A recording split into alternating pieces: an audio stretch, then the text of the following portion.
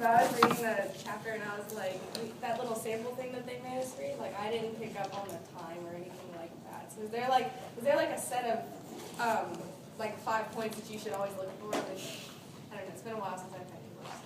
Like these are the 5 main themes. Like you should always look for these, or they'll probably be one. You know. Let's see. When I had some of my kids come in last week, just kind of, I guess, for funsies to talk about some of the things, we talked mostly about the open essay question. And I'm sure that Ms. Boggs gave you guys the 9 generalizations for literature. Like, authors typically devalue materialism. Authors always have an opinion about the carpe diems. What are the rest of them? When it's an individual versus society, authors usually side with an individual. We went through all of these guys the other day. Remember all of this? I have it in my phone. Okay, Yeah, I authors took a picture devalue of it. materialism. They usually are negative toward war. I mean, it's not things that would maybe work with every prompt, but those 9 ideas could help you with all 3 of the essay questions. I took a picture of To kind of get the juices flowing, if you're trying to figure out a so what, like what am I going to argue before I start writing? So I think those may be beneficial, no matter which essay. Is that where you're going with that, Olivia? Yeah, because like, I don't know, I think maybe it's just because I've had half a year off in English, so I haven't really thought about it, but I was like, I don't know what to write about, and I picked up on the death thing, but then they were like time, and then there was also something else, so I was like, I don't remember any of that. Okay. All right. The main thing you're talking about that open question, right? Yeah. Okay. The main thing to think about when you're addressing an open question is that you know this, what's the big catchphrase, avoid plot summary. You know, you don't want to get caught telling the story over again. So read your prompt more than once, underline the key parts of the prompt, make sure that you're addressing the prompt as you're writing. Every once in a while, look back at the prompt. And if you realize that you've fallen into plot summary, stop right there, pick up with a new thought, and move on. Because the readers are going to focus on what you say well, and they're not going to agonize over what you blew. You know, they're going to forgive you for anything awkward in your essay, because they know you're writing 3 rough drafts in a very quick, short amount of time. So say as much as you can on the prompt. Anything else extra is wasted time. And the more you focus on the prompt, and the best way to do that is to read that prompt again and again and again. Make sure that you're telling them what they want to hear. So for the thesis statement, like, I just remember using like kind of a set formula for the thesis statement, but like on page 68, it talks about like a thesis statement. Would you just suggest us to just Formulas work. Formulas work, and if that's where your comfort zone is, then stick with that. It's like a 5 or a 6.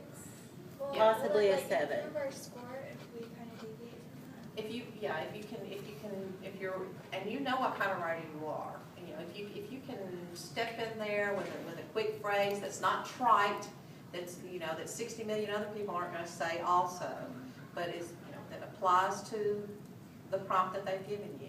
If you can do that, then go for it. And they gave you a couple of examples in there, but you know the best way to organize your thoughts, and being able to just make sure that everything you say is legitimate and has something to do with what they've asked you to address. And we talked about that in class. If the best way that you feel most comfortable with is writing, okay, kind of spitting out that thesis statement, making sure you use the author's name and the title, and responding to the prompt, and then just blah, blah, blah. If that's where you are and that's where you feel comfortable being at, so you don't deviate from the prompt, that's fine. But now I had some of my kids that were really wanting to shoot for an 8 or a 9 on the essays, and we talked about how you'd have to be a little bit dynamic. It couldn't just be kind of a formulaic response in order to get an 8 or a 9. And then to go back to Julia, when you read that little piece in the book in preparation for today, and you said, I got the death thing, or, but I didn't get this or that, it tells you to take 3 or 4 minutes to work the piece, to go through and notate. Guys, if you look at everything that they've done in there, you may not get every bit of what they got. I don't think that they were able to work that piece in 3 minutes and make all those notes.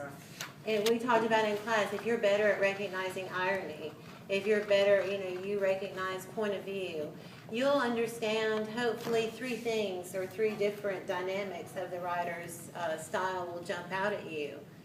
And those are the ones you should focus on. Don't become overwhelmed when you see that they have written notes on everything, every line of every piece of text. Don't let that overwhelm you if you don't get all that, and don't doubt yourself. What you do well, you will do well.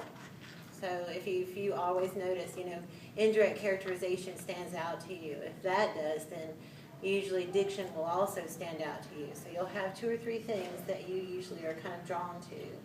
And those are your strengths, and so play to your strengths. To that end, you can't use highlighters on the AP test, but you can write all over that text. You can circle, you can underline, you can put check marks, you can write notes out in the margins. You're allowed to do that, and you should. The more notes that you write as you're reading, the easier your actual essay will be, because you'll have all your notes right there by the lines where you saw that simile or that metaphor or whatever. Do that. There's something else you said that when you're jumping ahead out of prose and into poetry, just remember, and I know y'all did this, the TP.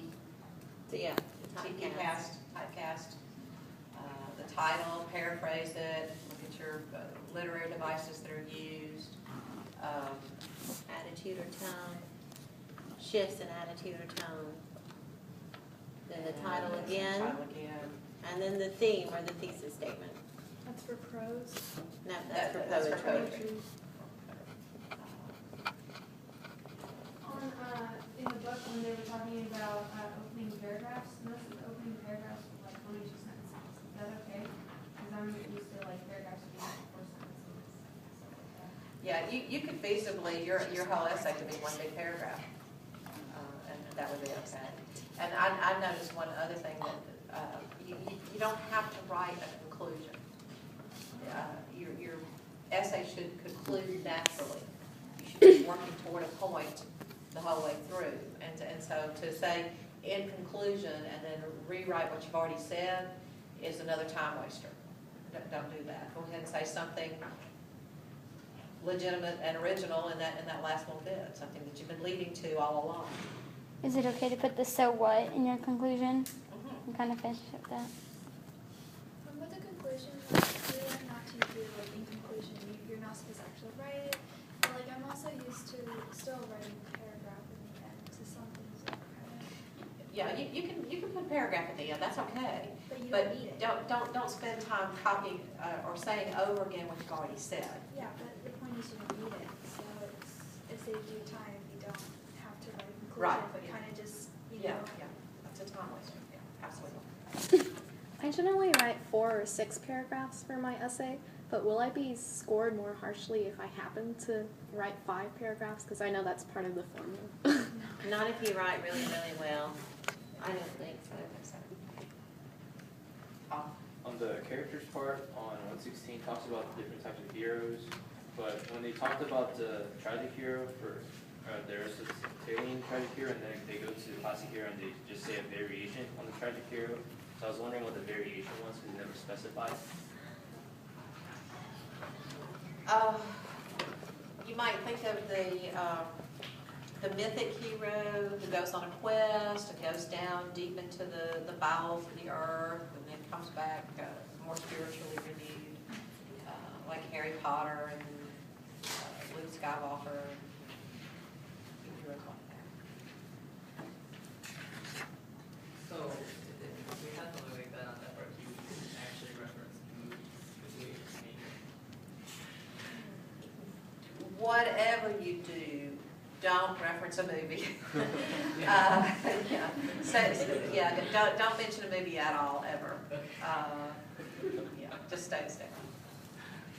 I wasn't sure if you were implying that we could or not. I think so.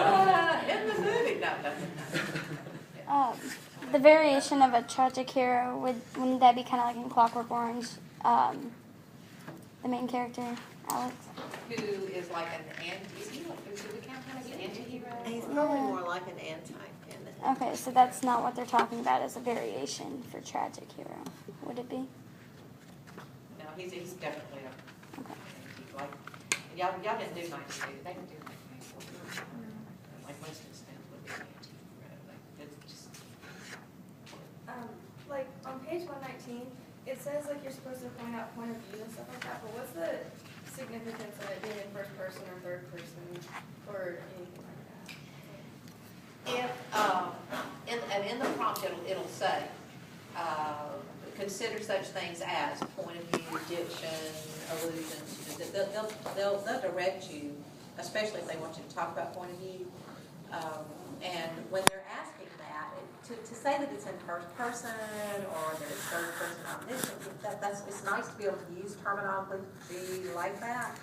But usually that's not what they're really looking for. They're looking for what does the narrator's point of view reveal about the character. And like in that, did y'all read the Psyche passage? Well, it doesn't matter. Anything that you read where what they're asking you, okay, does our narrator want us to see that person as ridiculous? And how does he do that? What point of view does he take? Is he being sarcastic, or is he being ironic, or is he being lighthearted and whimsical? So, point of view, yes, it's nice to know first person, third person, but more than that, they're looking for what is his attitude, what is his tone toward the subject or the characters or the theme. Princess Diana. Yeah, also, like we read Clockwork Orange, and you've got kind of an unreliable narrator there, and that could be terribly important in proving a point. And think about Broom in Cuckoo's Nest. Unreliable narrator. Is he really crazy, or did he have moments of sanity when this story is being told? He tells us it's true whether it happened or not. Yes, I'm sitting. For the point of view, there's a couple like terms that I didn't really understand, like for chorus. Like, how is that? Like, what kind of point of view is that? That would be like in a play, and we didn't read Oedipus. What did she say? The chorus, No, the when chorus. it talks about point of view. Yeah. A chorus is used it's used in the Greek plays, and it's used to just be a voice piece either for the audience or for other characters in the play. And they just act as a reiteration of what we're thinking. And what is a stage manager? Stage manager is like in Tennessee Williams' Last Menagerie. Did y'all read that? In the 11th grade, when 11th grade they would have read that. A stage manager it also functions in a play. It's going to be your drama works, and he acts as a narrator. He tells us what somebody's about to do or what they did, and maybe gives us a little bit of insight. Okay. Okay, wait, Paul. Wait. Okay, 69 talks about use of connective tissue in your essay. Mentions something like echo words, and it mentions like synonyms, like that lost passing. I didn't get what they were talking about, echo words, like connective tissue. Well, it's just so you don't want to use the same word over and over and over again to explain yourself. So that's all it's talking Is about it as far saying as like don't be choppy in your syntax, just make it flow? It's asking you to say the same thing without using the same words. You know, like if you're going to say, the author states this, and then the next paragraph, the author reiterates. So I'm saying the same thing, I'm just using a synonym so I don't sound repetitious. And then the connective tissue would be like transitional you guys move beyond transitional phrases and now you're writing transitional sentences. That kind of mentions something from the paragraph you're just leaving.